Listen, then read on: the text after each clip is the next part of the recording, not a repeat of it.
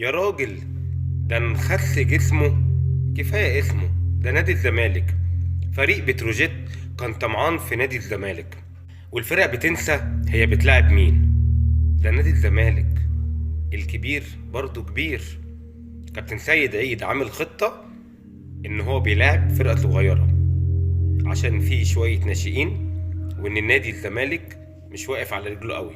لكن الزمالك رد كويس جدا في الماتش، وقدر ان في الشوط الاول يخلص الحكاية 2-0. بتروجيت بيلعب بخطة. تخيلوا كده ان الزمالك بيقطع الكورة، لما بيقطعها بيروح 3-على-3، ممكن يروح 4-على-3، يروح 3-على-2.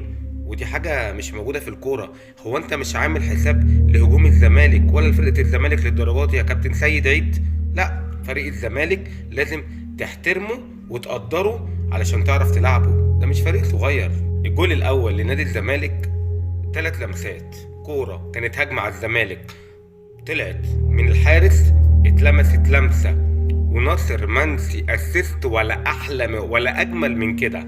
عملها مرة واحدة عشان يروح عدي الدباح ويحط الجول الاول. والجول التاني ضربة جزاء عشان حسام عبد المجيد يدخل يحطها بمعلمة وبمريسة كده وبهدوء، عشان يبقى 2-0 للزمالك في الشوط الاول، ويعتبر خلصت. رغم ان كابتن معتمد جمال حط في التشكيل بتاعه شوية ناشئين، لكن كانوا على قدر المسؤولية، كانوا لعيبة كويسة. لو عايز تعرف الزمالك بيكسب ليه وليه واقف على رجله لحد دلوقتي، وتعرف ان هو فعلا ليه ظهر حقيقي، اسمع كده هتافات الجمهور ده بيقول ايه، وانت تعرف نادي الزمالك بيكسب ليه وواقف على رجله ليه لحد دلوقتي، عشان خاطر دول. انما بقى هنسيب كل الكلام ده وهنتكلم على ادم قيد. ايه يا ادم ده؟ ايه الكرة دي؟ ايه الكرة العالمية دي؟ انت يا ابني مالكش حظ. انت المفروض الهدف ده لو جه، الكرة دي لو جت جون، انت احسن جون في الدوري المصري، وحط عليها كمان انك كنت هتنافس بقوة على جايزة بوشكاش لأحسن هدف في العالم. ملكش حظ، كرة العقرب.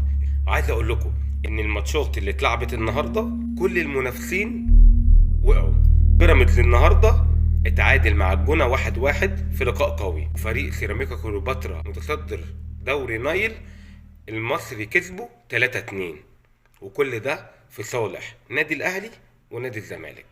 الكوميديا بقى اللي هتجنني في الدوري المصري ان احنا بنلعب في الاسبوع ال16، وتخيلوا ان ورا فرقة في الدوري لعب 16 ماتش. انا عايز اعرف هي دي الجولة 16 ازاي؟